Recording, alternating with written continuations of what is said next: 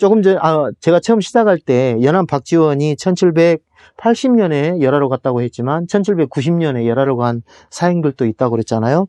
바로 정사 황인점, 부사 서호수, 서장관 이백형, 그 다음에 그 당시에 검서관을 지내고 있었던 유득공 박제가, 그리고 이기영이라고 하는 사람들도 걸륭의 80세 생일을 축하하는 사절로 갔습니다. 근데 이 사람들이 갔던 곳은 연암이 이동했던 공간하고 지리 공간이 다릅니다. 연암은 북경까지 와서 이렇게 열하로 갔지만 조금 전에 말씀드린 황인점 일행은 심양에서 이미 열하로 바로 오라는 전가를 받았기 때문에 여기 신점이라고 하는 곳에서 바로 열하로 이동을 하고 열하에서 일정을 마치고 북경을 거쳐서 되돌아오는 그런 여정을 취했습니다. 즉 이게 이제 그 기록에 나와 있는 그 전체 여정이고요. 이것도 그 당시에 이 황인점 서호수 일행이 이 중국의 조정으로부터 공식적으로 조선 사절단이 열하로 직접 와야 된다라고 하는 공문들을 주고받았던 내용들입니다. 의주 압록강을 거쳐서 출발을 했고요. 심양까지 와서 이도정 신점이라고 하는, 지금의 이제 호가진이라고 하는 지역인데, 이 지역에서 열하로 갈라지는 그 길을 탑니다. 그래서 보통의 사행들은 북경으로 가는 이 길을 취했지만, 연암은 이 길을 취했지만 서호수 황인점 일행은 이 윗길을 따라서 갔습니다. 근데 이도정에서부터 이 길은 험한 구간이었어요. 그래서 뭐 홍수가 지거나 이러면 이렇게 완전히 그냥 그 사람이 통행하기도 어려운 그런 그 상황에서 이동을 하기도 했습니다. 예. 지금 이 사진은 바로 열하와 이 북경 산해관의 분기점이 되는 호가진 마을인데요. 이것은 실학자 후손들이 2019년에 이 호가진 이 월봉이라고 하는 곳에서 먼저 이 가셨던 옛 사신단들, 이 선조들을 위해서 선조들에게 이 후손들이 왔습니다라고 고유하는 그런 그 작은 그 고유제를 지내는 모습입니다. 자, 보통 이제 사행들은 여름에 갔지만 저희들은 여름뿐만 아니라 이 겨울에도 이제 갔었는데요. 지금도 이런 그 이 만주족의 또는 몽골족의 풍속들이 여전히 남아 있습니다. 정안보라고 하는 곳에는 사신들이 숙박도 했는데 지금 현재 정안보의 그런 그 마을 모습이고요. 의주의 경계였던 위가령인데 여기는 사실 이제 중국의 그 이 한족들과 몽골족의 경계가 되는 그런 그 이 고개입니다. 멀리 그 심양 쪽에서 넘어오면 이렇게 넘어가는 그런 그 이 모습들인데, 이런 그 지명들 그리고 자연 공간들이 그대로 남아 있는 것을 볼 수 있고요. 위가령의 꽁이라고 하는 것인데 이거 지금 꽁 잡아가지고 이렇게 이제 판매하는 곳이에요. 근데 원래 사행들의 기록에도 보면 꽁고기가 매우 유명했다고 합니다. 이 지역에서. 예. 그러니까 과거의 기록에 나오는 그런 그 점들과 지금 현재의 모습들을 저희가 같이 좀 상상을 하면서 현장을 경험했던 것도 중요한 것 같아요. 가볍게 바람을 북풍을 피할 수 있는 그런 그 농막처럼 만들어 놓은 곳입니다. 지금 현재 의연이라고 하는 곳인데요. 과거에 의주로 가던 길이 그대로 남아 있고요. 이렇게 구간대문, 조양, 건창, 평천을 거쳐서 열하까지 이동을 했습니다. 특히 이제 조양에서는 이 관제묘에서 머물게 되는데 밤에 박제가, 유득공, 이경 이런 사람들이 이 버들 아래서 달을 보면서 잔을 들고 시를 남겼다라고 했습니다. 박제가, 유득공, 이경 이런 사람들은 전부 다 서얼들이었거든요. 그러니까 아마 서얼들로서 이 연행을 같이 가게 된 그런 그 어떤 그런 그 의미나 감회나 이런 것들을 같이 좀 달을 보면서 얘기하고 적적함을 달래지 않았을까요? 예. 지금 현재 아주 궁벽한 그런 그 시골이고요. 길이 제대로 남아있지 않지만 지금도 역시 많은 부분 이 지명들은 남아있기 때문에 찾아갈 수 있습니다. 특히 이희경이나 몇몇 일행들은 삼가제에서 그 길을 잃어가지고 야불소라고 하는 곳에서 합류했던 그런 그 경험들도 있습니다. 이런 지금 현재의 모습들이고요. 이런 경로들을 따라서 열화로 향하게 되는데, 이런 지금 현재 너무 많이 지리 지형이 바뀌어 있고, 그랬기 때문에 많이 이제 사라졌잖아요. 그래서, 마을 주민들을 통해서, 과거의 흔적들을, 되돌아보는 그런 답사를 하고 있습니다. 이렇게 평천이라고 하는 곳을 지나면, 이 홍성령이라든가 많은 지명들이 남아 있는데, 이런 곳들을 따라서 열화까지 이동을 하게 됩니다. 자, 그렇다면 열화에서 조선 사신들은 어떤 그런 행적들을 보였을까요? 태학유관록이라고 하는 열할기의 기록을 통해서 한번 살펴보겠습니다. 연암은 이미 열화라고 하는 곳이 어떤 이 의미가 있는지를 간파를 했던 것 같아요. 예, 열화의 지세를 살펴보니 대체로 천하의 두뇌와 같아 보였다. 황제가 어정거리면서 북쪽으로 온 것은 다름이 아니라 정수리를 깔고 내려앉아서 몽고의 목을 틀어잡기 위한 것이었다. 지리 지형을 이용해서 저 멀리서 이 북경으로 넘어올 수 있는 몽고족의 그런 침탈 야욕을 억누르기 위해서 열화라고 하는 공간을 정치적으로 군사적으로 이용했다라고 하는 것을 볼 수 있습니다. 유득공의 열화기행 시주에서도 그런 열화조에 보면 이런 그런 내용들이 비슷하게 나와요. 형세를 살펴보니 성가물이 두루 둘러 있고 풍토와 기후가 높고 시원하다. 북으로는 몽골을 누르고 이런 것들을 보면 그 당시에 열화가 차지하고 있는 이 지리 지형 그리고 정치 군사적인 목적들이 명확하게 드러나고 있는 것을 이미 조선 지식인들은 다 파악을 하고 있었던 것 같아요. 열화의 피서산장에 가면은 하도 이제 우리 한국 관광객들이 많이 오니까 연안 박지원의 연안 박지원이 왔다 갔다라고 하는 표석을 여정문 앞에 공원에다가 이렇게 세워놓기도 했고요. 그 다음에 피서산장 안에 궁정구에 가면은 박지원 유득공 기념비라고 해서 이렇게 표시를 하나 해놓은 곳도 있습니다. 다 한국 관광객들이 많이 오기 때문에 그런 것들이 이제 세워놓은 것 같아요. 무열하가 끼고 있는 열화 지역은 원래 강희제가 광희제 때부터 조성을 했습니다. 약 한 80여 년간 건설을 했는데, 예, 이미 1703년에서 1711년에 열화의 36경의 이 명승을 만들어 놓고 피서산장이라고 하는 명칭까지 붙여줬습니다. 그리고 1792년에 완성을 시켰습니다. 약 80여 년간 강희제부터 걸륭제까지 조성된 피서산장입니다.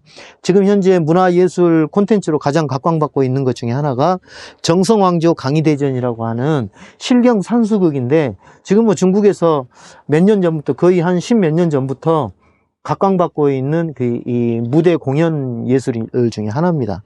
근데 강희제 시기에 열화를 이 피서산장으로 조성하게 된 그런 경위와 이런 강옹건 이 성세를 이루었던 역사적인 내용들을 다루고 있는 무대극입니다. 거기에 보면 피서산장기라고 해서 이 피서산장 위에 피서산장이라고 되어 있는 편액 위에다가 이 산장기를 기록을 해놨는데, 그 당시에 이 피서산장이 조성된 그런 경위들을 보고 있습니다. 여기가 문묘가 있고 연안 박지원이 묵었던 문묘 위치인데, 문묘에서 조금 더 가면 이렇게 피서산장이 이렇게 산과 너른 들과 이런 하천을 주변으로 조성이 되어 있는 것을 알 수가 있습니다. 이 지도에 보시는 모습 그대로고요. 연암은 문묘 태학에서 머물렀습니다. 이곳에서 머무르면서 피서산장도 다녀보고 판천남하도 만나보고 했던 것입니다. 그리고 그 당시에 보았던 폐로들은 지금은 이제 복원되어 있는 거지만 지금도 역시 그런 과거의 모습들을 조금 유추해 볼 수 있는 그런 공간들이 여전히 많이 있습니다. 지금 현재 열화의 문묘는 이렇게 새롭게 조성이 돼서 있고요. 과거에 연암이 머물렀던 문묘의 그 숙소들은 바로 이 명륜당을 중심으로 한 그런 공간이었습니다. 특히 명륜당이 새롭게 이 복원되기 전의 모습들을 기록 사진으로 제가 이제 순차적으로 좀 찍어 놓은 건데요. 과거에 이런 모습이었어요. 민간인들이 살았던 곳인데 지금 현재는 이렇게 새롭게 호텔의 건물로 조성을 해서 만들어 놓고 있습니다. 당시 열하일기에 보면은 양고기가 식는 줄도 모르고 이 중국의 학자들과 이 필담을 나누면서 교류했던 그런 내용들이 망양록이라고 해서 잊어버렸다.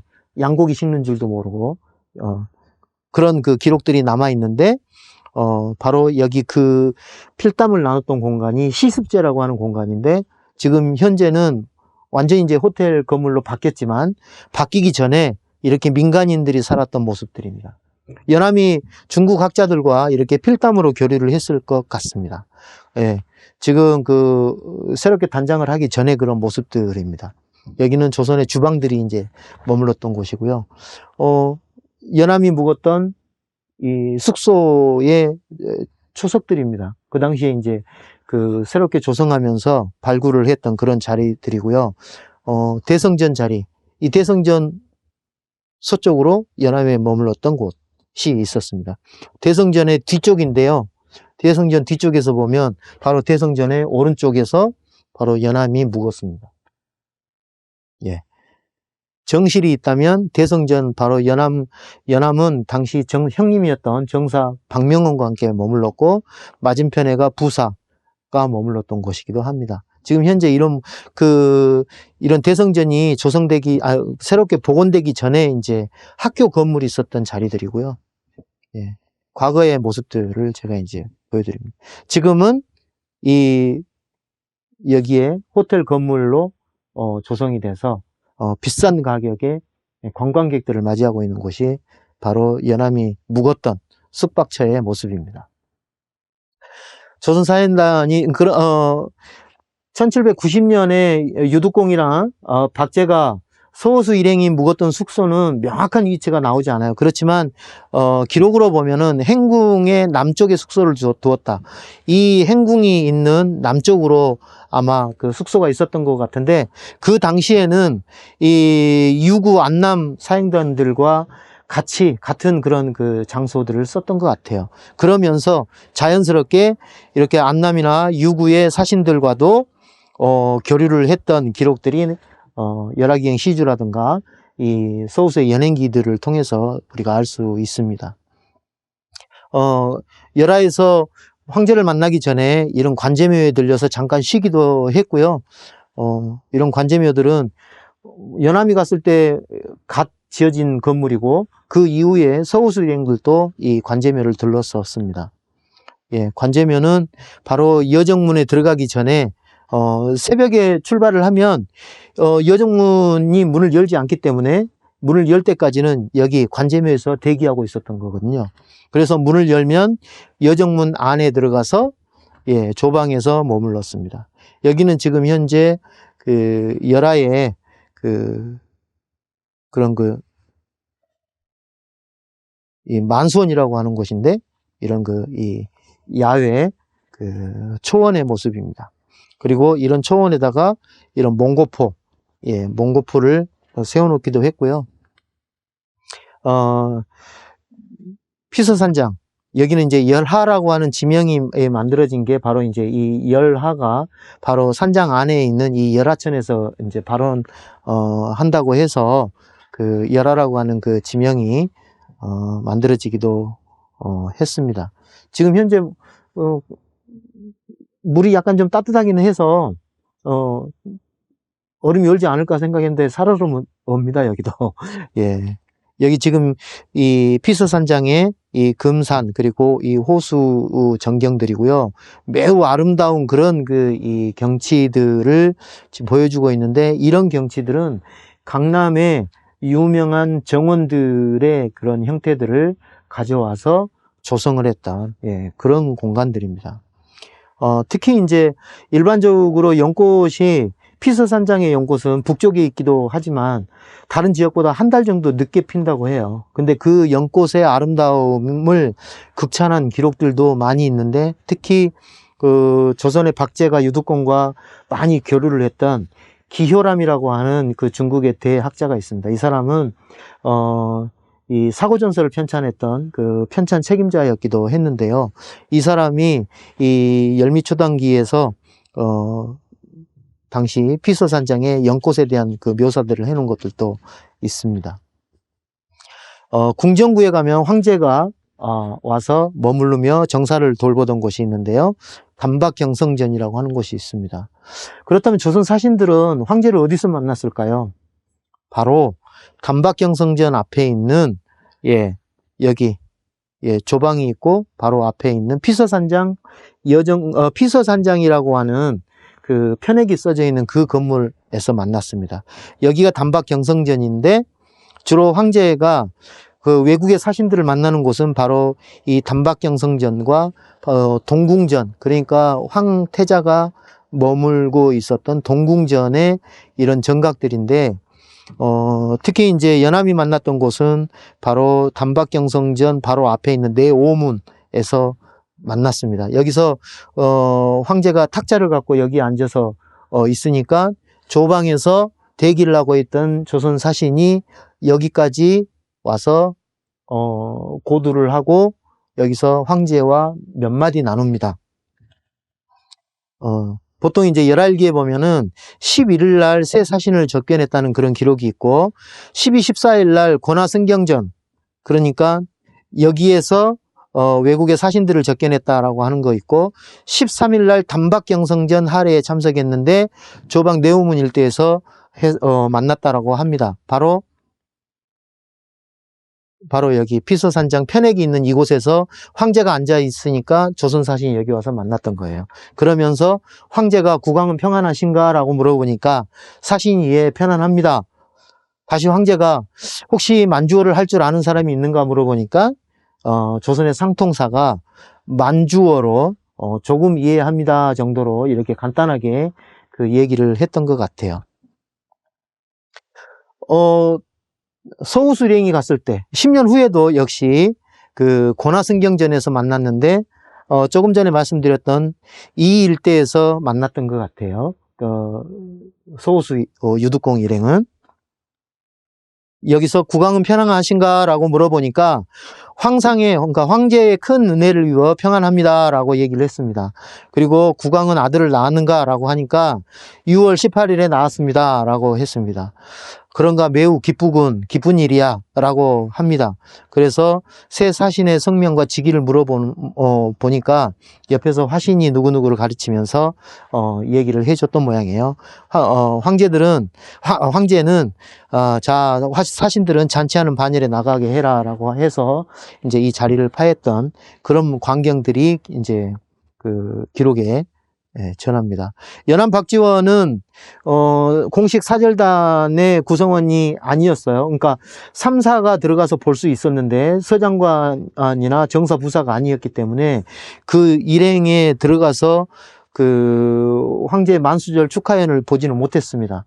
연암은 그 밖의 문, 덕혜문 바로 담벼락에서 중국 사람이 빌려준 탁자, 이렇게 생긴 탁자예요. 제가 이제 기록을 보고 그려놓은 건데, 이런 탁자를 보고 한쪽은 담벼락에 손을 얹고 한쪽 발은 이 탁자를 빌려준 중국 사람 어깨에다가 손을 얹고 이렇게 꼰집을 서서 이 안을 들러봤던 것 같아요. 근데 연암이 갔을 때는 이런 그 청음각이라고 하는 곳은 이렇게 건물로 세워져 있지 않고 가설 무대로 그 당시에는 있었던 거고요. 이 당시는 1790년, 그 10년 후에 갔을 때는 이런 모습들이 있었던 것 같아요. 청음각의 모습은 아마 이런 형태가 되지 않았을까 싶습니다. 지금 현재 그 당시에 연암이 그 담을 넘어서 그 만수절 축하연을 봤던 곳이 바로 이 덕혜문의 이런 그 담벼락들이고요. 몇 번 증축을 해가지고 이렇게 더 높아졌습니다. 그리고 이 축하연이 펼쳐졌던 그 청음각 자리에는 지금 아무것도 남아있지 않습니다. 이렇게. 열하에서 조선 사시는 느닷없이 황제의 명에 의해서 판첸라마, 티벳 승려를 만나라고 하는 그런 명령을 받게 됩니다. 그래서 부랴부랴 티벳 승려를 만나게 되는데, 그 티벳 승려를 만나게 되는 곳이 바로 피서산장 밖에 있는 수미복수묘라고 하는 곳입니다. 지금 현재 이렇게 되어 있는데, 걸룡이 이 티벳에 있는 이 판첸라마를 모셔와서 거처하기 위해서 지어준 건물입니다. 근데 이 판첸라마는 그 당시에 티벳의 아주 대표적인 종교 지도자였습니다. 약 한 1년여에 걸쳐서 티벳에서 열하까지 도착을 하게 되었는데요. 황제의 만수절이 있기 전에 5월 달에 열하에 도착을 했던 것으로 보입니다. 원래 티벳에서 판첸라마가 거처하는 시가체의 타슐룸포를 모방해서 만든 게 바로 이 그 수미복수 찰심윤포라고 하는 곳입니다. 조선 사신들은 여기 가서 이 티벳의 승려 판첸라마 6세를 만났던 곳입니다.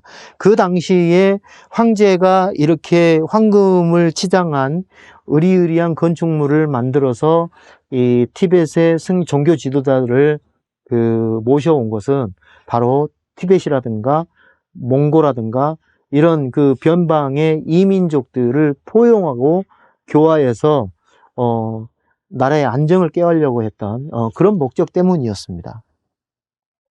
바로 이 묘고장엄전인데요. 여기서 판첸라마가 경전을 강독했던 그런 곳입니다. 보타종승묘에서 멀리서 바라본 수미복수묘의 모습이고, 멀리 열하의 상징 포탈라궁이 보입니다. 근데 사실은 조선은 유교의 나라고 불교를 숭상하지 않기 때문에 판첸라마로부터 이 각종 그 불교 도구라든가 이 선물들을 받았던 것을 처리하는데 매우 골머리를 안 씁니다. 그래서 이 호신용 동불이라든가 이 서장 지역에서 그 나는 향, 붉은 탄자, 까딱 이런 거 목에 두르는 그런 그 청 같은 것들 있죠. 이런 것들을 선물로 받았는데, 이런 것들을 조선에 가져가면 문제가 되니까 이런 것들을 처리해 버리려고 했었어요, 사실은. 그래서 은 9냥에 다 처리해 가지고 그냥 그 마부들이나 아랫사람들 뭐 술이나 사 먹게 하려고 이렇게 했는데, 마부들도 거절할 정도로 이제 일종의 이 불교 이 선물을 터부시하는, 그러니까 윗사람이나 아랫사람이나 철저하게 그런 그 유교 관념들이 있었던 것 같아요. 사실 그 선물을 처리하는 그런 문제들 가지고는 나중에 조선 조정에 돌아와서도 여러 가지 많은 문제들이 야기되기도 합니다. 그 당시에 그런 판첸라마를 만났던 그런 내용들을 가지고 조선 조정에서 유생들을 비롯해서 많은 공격들을 받기도 했는데, 그 당시에 조선 왕조실록이나 일성록 같은 거 보면 그 당시에 이 정사 박명원이나 정원시 그 다음에 조정진 이런 부사 서장관들이 공격당했던 그런 그 내용들이 있지만, 정조가 그 당시에 그런 것들을 다 커버를 해주는 그런 내용들도 많이 있고요. 그만큼 그 당시에 불교 승려를 만났다는 것에 대한 조선 조정 내부에서의 문제들은 매우 심각했던 것으로 이렇게 보입니다. 그 당시 그 조선 사신들이 보았던 중요한 그런 이 곳이고요. 여기는 이제 그 걸륭의 60세 생일 때 이 활부를 모시기 위해서 조성한 곳이기도 합니다. 이 길을 건너가면 저 북쪽의 사막 지역입니다. 바로 옛날 황제들은, 청나라 황제들은 이 길을 따라서 저 위에 100km 너머에 있는 목란 위장 가서 가을이면 이 사냥을 했던 거예요. 목란 추선이라고 해서 가을 사냥입니다.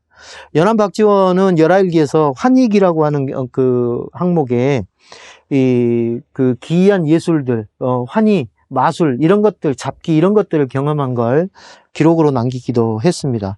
열하일기, 환희기에 이제 매우 구체적으로 나와 있는데요. 이런 모습들도 구경을 했습니다. 여기 이제 그 실제 그 만화경이라든가 이런 걸 통해서 그 보여주는 그런 모습들인데, 잠깐만요. 예. 자, 연암 일행이, 특히 이제 연암 박지원이 열하에서 그 티베트 승려를 만나거나 몽고의 황교라든가 또 그 티베트의 불교라든가 이런 그 관련된 내용들을 경험했던 그런 내용들과 또 그 필담했던 내용들은 많은 기록에서 살펴볼 수 있는데, 대표적으로 특히 이제 그 열하에서 중국의 문인 학자들과 교류했던 내용들은 태학 유관록이나 행제 잡록, 경계록, 망향록, 곡정필담 이런 것을 통해서 살펴볼 수 있고요. 특히 티베트 승려들을 만났고, 그 다음에 티베트 불교, 그 다음에 몽고의 황교 이런 것들은 찰심윤포, 황교문답, 반선시말 이런 것들을 통해서 살펴볼 수 있습니다. 전체 열알기 분량에서 노정과 북경의 일정을 빼면 열하에서 있었던 내용들이 대부분이에요. 예, 그만큼 열하에서 있었던 일들이 열하일기를 구성하는 주요 내용이었고, 다른 사람들이, 조선의 수많은 연행사들이 북경에 갔지만 대부분 그 연행기, 연행록 이런 명칭을 썼지만 연암 열하일기라고 하는 명칭을 썼을 정도로 열하에서의 그런 그 기억들이나 열하에서의 그 이 기록들을 매우 중요시 여겼던 것 같아요. 그리고 이미 많은 그 뭐 선배 후배 학자들은 북경이라고, 영경이라고 하는 곳을 경험을 많이 했지만, 물론 연암도 경험을 하기는 했지만 연암은 그 당시에 남들이 경험하지 않았던 열하에서 행적들을 매우 중요하게 여겨서 기록으로 남겼던 것 같습니다. 자, 열하에서 일정을 마치고 북경으로 돌아오는 길은 아까 말씀드렸던 서로를 통해서 이제 돌아오게 되는데, 환연도중록이라고, 예, 연경으로 돌아오는 도중에서 기록한 글, 예. 광인령을 넘어서, 지금 현재 광인령은 원래 이 고개를 넘었지만 지금은 이렇게 터널이 만들어져 있습니다. 광인령 넘어가는 길이 요 길이 별도로 나와 있어요. 지금 현재도 남아 있습니다. 예, 다시 나나를 거쳐서 나나 행궁의 자리에 지금 현재도 있고요. 이런 그 황포령이라든지 연산산맥을 거쳐서 고북구 쪽으로 향하게 됩니다. 이런 그 험준한 산맥들이 있죠. 특히 황포령에서 그 북경으로 돌아가는 황제의 조카 이해왕을 만나게 되는데, 나중에 산감방의 관제묘에서 연암이 그 새벽에 관제묘에서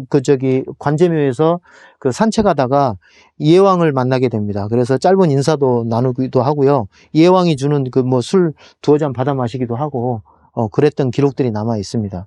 그 당시에, 관제묘에서 바라본, 산감방 마을인데요. 지금이야 이런 모습이지만, 과거에는 산감방, 집이 한 서너 채밖에 없었던, 예, 그런 곳이었을 겁니다. 그렇지만 여기에 관제묘가 있었던 곳이고, 그 당시에 관제묘가 있었던 그 자리에 이렇게 계단이라든지 이런 것들은 관제묘의 옛 흔적이 그대로 남아 있고요. 지금 현재 관제묘가 있었던 자리에는 노인복지관이라든지 이런 것들이 남아서 그 흔적만 남아 있는 것을 알 수 있습니다. 그리고 연암은 고북구를 거쳐가게 되는데, 고북구에서는 그 열하로 향할 때는 이 한밤중에 지났기 때문에 고북구에 대한 그 경험이 별로 없었는데, 돌아올 때는 이 대낮에 돌아왔기 때문에 이 고북구 마을에 대해서 몇 가지 이야기들을 남기게 됩니다. 원래 고북구라고 하는 것이, 야출 고북구기에서도 그런 얘기를 해요. 거영관과 산해관 중간으로 험하기로 고북구만은 요새가 없다. 몽고가 드나드는데 항상 목구멍, 인후의 격이 되므로 겹겹의 관문을 만들어 험준한 요새를 누르고 있는 것이다. 이 고북구 지역은 매우 험준한 산맥과 장성이 지나는 곳입니다. 병가의 필쟁지라고 얘기했던 것처럼, 특히 몽고, 강희제 때 몽고의 그 기병들이 북경을 침략하려고 했을 때 강희제가 8만의 군대를 보내서 고북구에서 방어합니다. 그래서 몽고군을 물리쳤거든요. 그러면서 강희제가 이 고북구의 이 중요성을 다시 한번 깨닫고 이 고북군 너머의 몽고족을 제대로 제어하기 위해서는 이쪽 지역, 이 고북군 너머의 이 지역을 안정시켜야 되겠다라고 하는 그런 생각을 갖게 됩니다. 그래서 피서산장이라고 하는 것을 조성을 하게 된 이유도 거기에서 비롯됐다고 해도 과언이 아닙니다. 그래서 이 지역에 대한 그 변방의 중요성을 인식했던 강희제 때 이 피서산장이 조성이 되기 시작했고 걸륭에 이르기까지 80년에 걸쳐서 조성이 됐던 겁니다. 연암이 갔을 때는 이미 대추가 반쯤 익었을 때, 여름이죠. 8월달, 음력으로 8월달이니까, 그 무렵이었어요. 그 당시에 고북구의 마을인데, 연암이 고북구 지나면서 뭐 여러 가지 경험들이 있지만, 뭐 오미자 사건은 열알개도 자주 열알개 등장하는 매우 중요한 그런 그 사건이기도 합니다.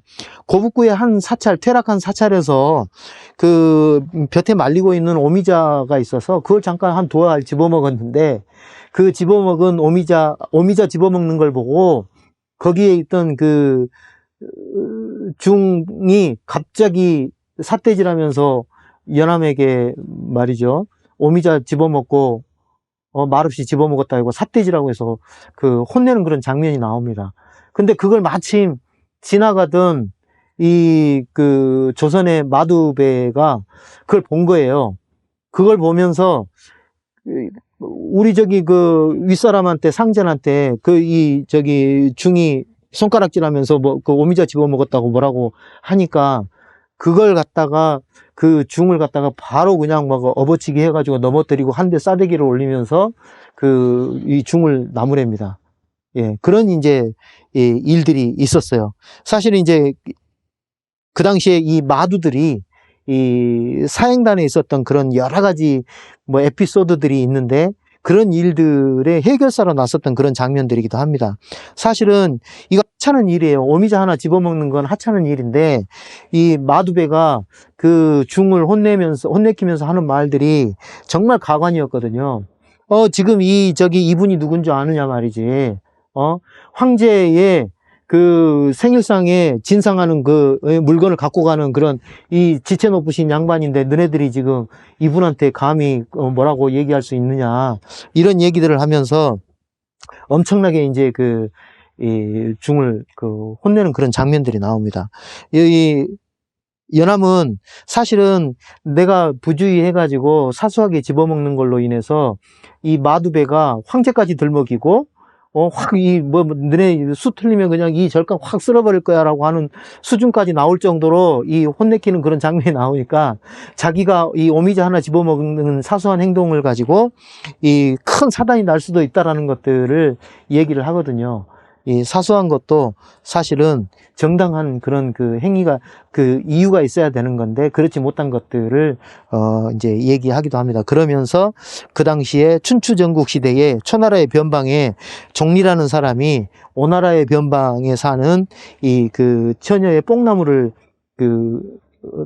따서 그 지역이 두 나라가 전쟁이 날 뻔한 그런 그 이유까지 있었는데 그런 사건까지 집어넣어서 그 당시에 오미자 사건에 대한 이야기를 풀어나가는 걸 보면 되게 흥미롭기도 하고 웃기기도 하고 뭐 생각할 그럴 지점들이 많이 있는 장면들입니다. 고북구에서 미룬을 거쳐서 돌아갈 때, 처음에 영경으로 갈 때, 열하로 갈 때는 동로를 갔지만 이렇게 미룬에서 돌아올 때는 이 서쪽의 길을 따라서 서로를 따라서 덕승문으로 도착을 합니다. 덕승문으로 도착을 하게 됐는데 일정이 서로 꼬여서 연암 박지원 일행이 덕승문으로 왔는데 박래원은 동직문에 나가서 마중을 했어요. 그래서 서로 박래원과 일행과 엇갈리는 그런 장면들도 나옵니다. 자, 지금은 그 당시에는 몇 날 며칠 4박 5일에 거쳐서 아니면 한 일주일 가까운 거리를 거쳐서 이동했던 거리지만 지금은 2-3시간이면 이제 열하에서 북경까지 넘어오는 그런 곳입니다. 열알기와 열하기에서 여러 가지 이제 여정별로 있었던 일들을 저희 이제 이렇게 좀 정리를 해 본 거고요. 북경에 돌아와서는 보통 일반적인 연행 사신들이 그 북경에서 활동했던 것들과 거의 유사한 그런 이 행적들을 보입니다. 간단하게만 좀 살펴보면, 연행사들이 북경에서 활동했던 그 중요한 그런 이 활동들은 크게 하나, 둘, 셋, 네 가지 정도로 볼 수가 있어요. 공식적인 사행 외교를 펼쳤던 공간. 그러니까 예를 들어서 사행의 숙소였던 옥하관이라든가, 뭐 그 자금성이라든가 이런 곳들이 되겠죠. 예부 이런 거.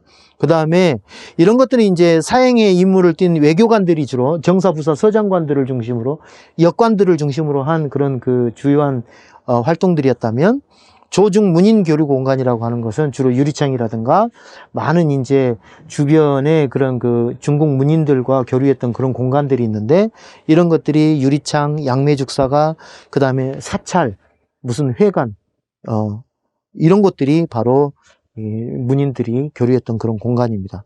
그리고 특히 이 조선이 연행을 통해서 서구의 문물을 접하는 그런 기회들이 많이 있었는데, 그 서구의 문물을 접하는 곳은 바로 천주당이라고 하는 그 공간, 그리고 천주당에서 근무하고 있던 서양의 선교사들.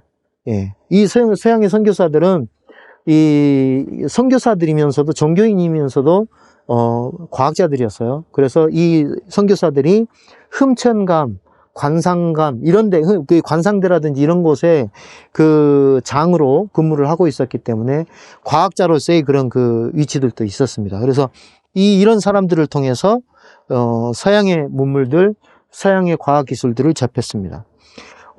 이렇게 공부만 하고 공부만 하고 문인들과 교류만 했던 건 아니에요. 틈이 나는 대로 오기 힘든 그런 그 북경에 와가지고 수많은 명승고적들을 답사를 하고 유람을 하기도 했습니다. 이러한 것들을 통해서 이 영경이라고 하는 곳, 영경이라고 하는 그 당시 조선 지식인들이나 조선 관료 또는 조선 사람들에게 이 그 세계를 경험할 수 있는 그런 공간이었기 때문에 이 영경에서의 주요 활동들은 매우 중요했고, 특히 연안 박지원, 그 전에 홍대용, 그 다음에 유득공, 박제가, 뭐 서우수 이런 그 많은 이 조선의 대표적인 지식인들, 특히 북학파 지식인들은 중국의 문인들과의, 중국 지식인들과의 교류를 통해서 한중 학술 교류, 인문 교류를 아주 활발하게 했던 것들이 19세기까지 넘어오면서 이어집니다. 자, 마지막으로 이제 좀 정리를 하면, 바로 연행이라고 하는 것은, 바로 이 연행 노정이라고 하는 것은 이 세계를 보는 또는 세계를 읽는 창의 역할을 했다.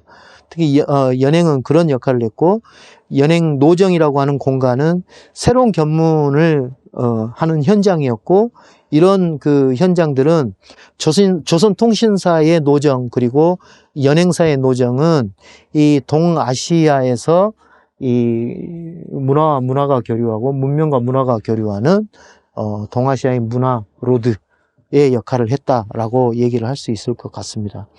연행을 통해서 조선의 지식인들, 연행사들은 정신적으로, 학문적으로 성찰하고 그랬던, 학문적으로 자각하고 성찰했던 기회가 됐고, 연행을 통한 경세관, 북학을 통한 이용후생관, 실학정신은 조선을 어떻게 부국한 나라로 만들 것인가, 부강한 나라로 만들 것인가에 대한 이 경세관을 형성하는 데 매우 중요한 역할을 했다. 대표적인 게 박제가의 그런 이 북학이라든가 이런 것들, 우리가 알고 있는 북학파 지식인들의 실용서들이 그런 역할들을 했다고 보시면 됩니다. 예. 앞서 말씀드린 대로 실크로드라든가 이런 이 길들은 바로 이 동서문화가 이동했던 문명사적 공간으로서 매우 중요하다. 그렇기 때문에 지금 현재 앞으로 이제 북한이 남북관계로 인해서 이 교류가 지금은 답보 상태지만, 남북이 교류하고 왕래하는 그런 이후의 시대를 우리가 염두에 둔다면, 과거 전통시대의 이 문명 교류했던 이런 그 연행길을 통해서, 연행길을 다시 우리가 되짚어 볼 필요가 있고, 그 당시에 지식인들이 이 길을 걸으면서 경험했던 많은 그런 그 선진 지식들이나 그런 그 사고들을 우리가 다시 한번 재조명해 볼 필요가 있다라고 하는 점들을, 제가 이제 강조 드리면서, 긴 시간이지만 제가 북경에서 여러 가지의 여정들을, 설명하는 것을, 마치도록 하겠습니다. 궁금하신 내용이 있으시면, 예, 뭐 댓글로라도, 예, 남겨주시면 제가, 자세하게, 응해 드리겠습니다. 네, 이상으로, 예, 제 강연을 마치겠습니다. 감사합니다.